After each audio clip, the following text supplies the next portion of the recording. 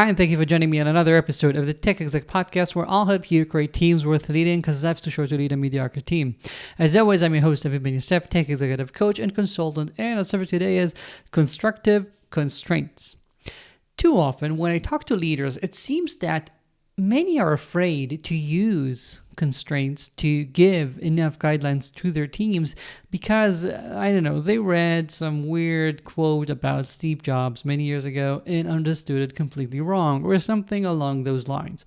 Yes, Steve Jobs is quoted to have said that his job is to bring in brilliant people and then get out of their way. But if you've read anything else about Steve Jobs, you also know that the person was quite a bit of a control freak. And therefore, maybe he said that, but that's not really what he did. And you, my friend, don't need to be in either of those extremes. Leadership is about knowing how to give your people some constraints, some goals, some limits that can help them actually find what to do. I've recently happened to come across a couple of teams that had really, really good people. Like, talent was not the problem there. Yet when it came to the guidance they got from leadership, not solely the tech executive, but the entire leadership team in the company, was one that just gave people way too much freedom. And when that happens, you get often many brilliant people, each wanting to have a positive impact, each wanting to do something good, each having their own opinions. And when we don't have enough guidance, each was pulling in a different direction. Things were moving and yet were not moving. They were very busy, they were doing things, but when it came to what they were actually achieving, you couldn't really say that they were getting anything substantial done. And contrast that with what happens when you give them very specific goals. And very specific doesn't mean that we're being micromanagers. Very specific is about something that they understand, not something vague like make the company a success, make our clients happy. But yes, leadership is about us calling at least the big shots when it comes to deciding what's the right direction for the company. The team can then try to come up with how to get there, but we have to tell them the destination.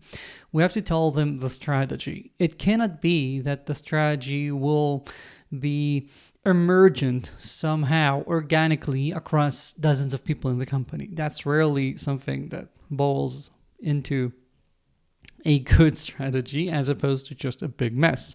And when leadership actually comes and says, okay, we are going to prioritize that market, that sort of technological advance, whatever, when we are able to say what's the thing that we want to maximize, what's the thing that we want to prioritize right now, and then without being overly prescriptive, let our people decide what to do then, I've seen it almost like magic lit up people, because now those constraints all of a sudden just made things that much easier. Yes, before you gave them those constraints, they could have come up with that direction by themselves as well, right? But it's a bit like if you're looking at trying to process a chessboard. At the starting position, you have so many possibilities about how the game could develop that it is impossible to compute every single move, to consider all the different options and then choose the best one. But if we have some constraints, be it because the chess game has evolved enough that now we're in the mid game, we're in the end game, and now we only have these many pieces, and therefore it's a lot easier, then we can compute. We have those constraints. Or maybe you have the constraints of you only can use that opening or that opening. We are aware of our opening repertoire. We're aware of our strategy, where we think we are going to be doing better, and therefore we're going to focus on that opening. And from that, we then start considering the directions. This is the same with a good strategy.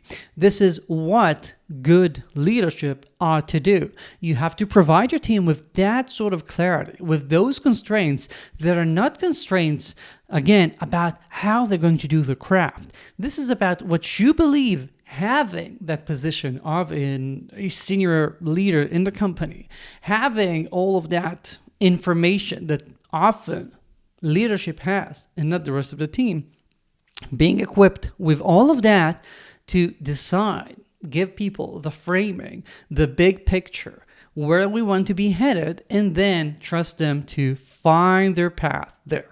When we do that, we can then unlock real efficacy, real productivity. That's what happens when you get the team that you feel like they're constantly pushing, giving you new ideas, coming up with better ways of achieving what you want to achieve. But that rarely happens when they don't have that guidance, when they don't have that framing that helps them understand what's really important and where we want to get to.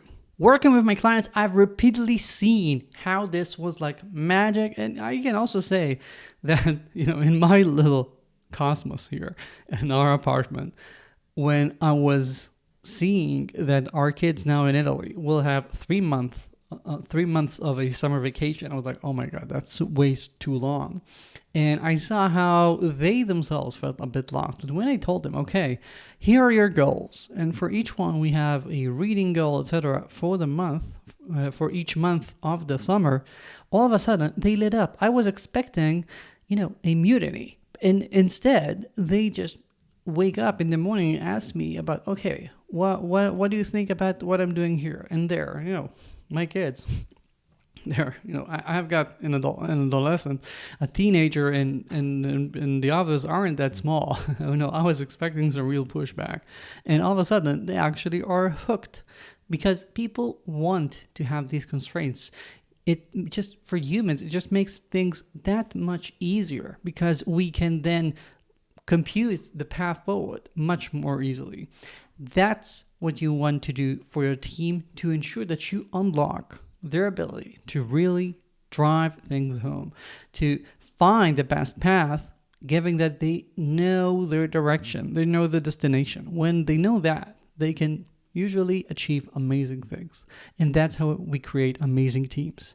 And if you need help with that, my email is in the show notes, and I'm always happy to chat. Just let me know and we can have a free diagnostic call. That's it for this week. Thank you for joining me. As always, if you have any questions or comments, again, my email is in the show notes. If you haven't yet, do check out my newsletter where every week you're going to get this podcast, an article, a video, and some extra free goodies. And I'll see you in the next video.